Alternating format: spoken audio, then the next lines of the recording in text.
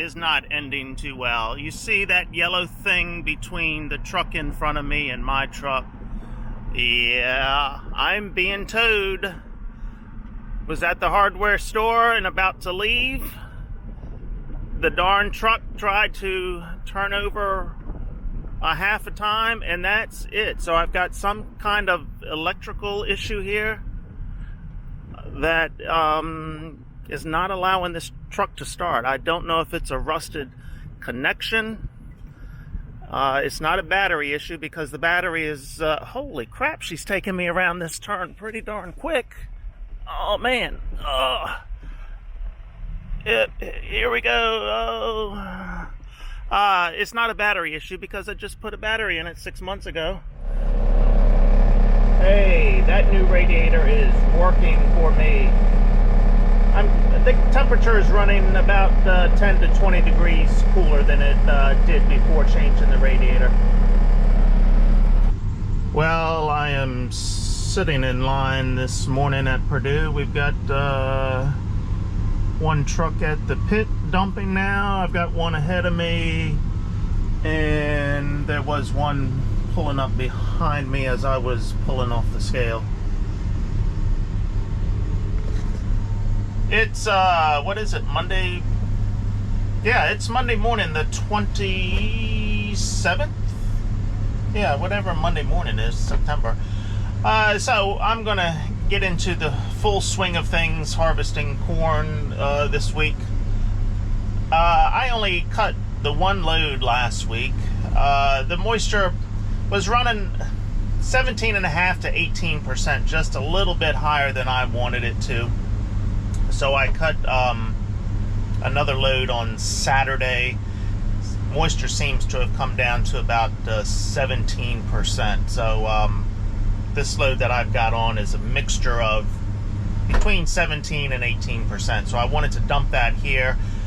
And then I think I can rock and roll and go ahead and fill my bin up. At 17% moisture or less, that's okay. I can put it in the bin, blow some air on it, and it should be okay. Looks like a good week. We've got that hurricane brewing down in Florida. We won't get any remnants of that until about Saturday. So if all goes well, I can have most of this corn out by Saturday. We'll see how it goes. That's if all goes well. It doesn't always all go well. It's just the nature of the beast. Alright, looks like that truck is just about done dumping, so it's time for me to pull up. Now, what the heck have we got going on here? Is that car going to load his truck up with corn? I mean, his trunk? Is he going to pop the trunk and load it with corn? I don't know. Or he may be some kind of government inspector.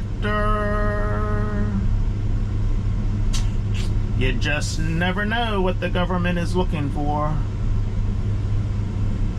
Looks like he's making a delivery.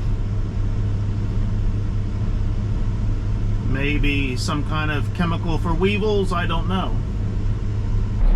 Okay, that is some type of government official because I can see the tag now that I get closer. That's a state government tag on that car. So, what the heck is he testing for or measuring? I see a funnel there.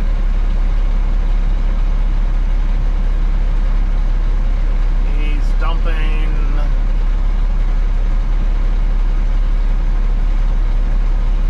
Dumping something out of the bucket into the funnel. Is that corn? Interesting. Maybe he's just going around to elevators, getting a sampling of corn to test for aflatoxin. Government, we really don't need them, do we? Okay, he's going over. No, I thought he was going to get a sample from that truck, but no, he just emptied the bucket. And he's got another bucket he's bringing out. Putting lids on the containers. Well, okay.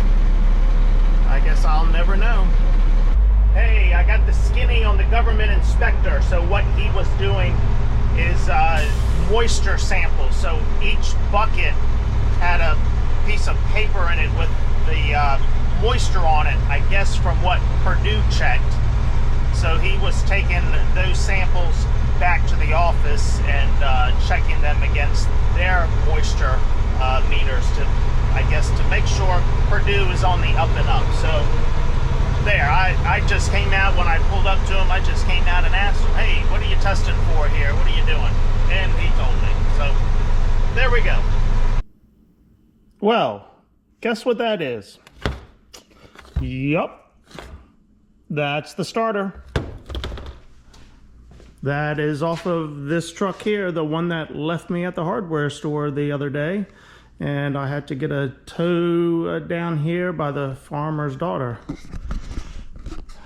So I'd asked Jeffrey the other day if he could come down at some point this week and help me troubleshoot this, the issue I was having when the truck would not start.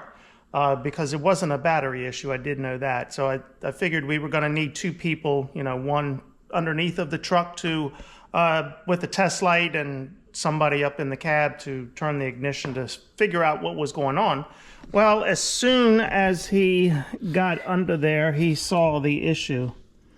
This wire right here. Yep, it is burnt completely up. So I need a new starter is what it amounts to. We're wondering if some salt didn't get up there and lay on that wire, because it sits up there like this. So we're wondering maybe some salt got up there and laid on there and eventually just corroded that wire all the way through. That actually seems to be a small starter for that size truck, but oh well, hopefully I can find one with the supply chain issues that we've got. I'm hoping somebody has one in stock, so I'll give it a whirl. It really wasn't that difficult to get off. Jeffrey's the one that did it, but it didn't take but maybe 15 minutes total to figure out that was the issue and to pull it off of there. It had a heat shield. I guess I should have watched him. Yeah, I guess that heat shield goes up there like that. 2 bolts here holding it on, and then 2 wires, I believe, on the back side. One here and then one plugging in right there. Okay, so yeah, I'll make some phone calls tomorrow and see if I can find one of these things and get this truck back together. But hey, I have 2 other trucks, so I don't need to get this one fixed immediately because I have 2 other trucks and I'm only one person, so it's all good.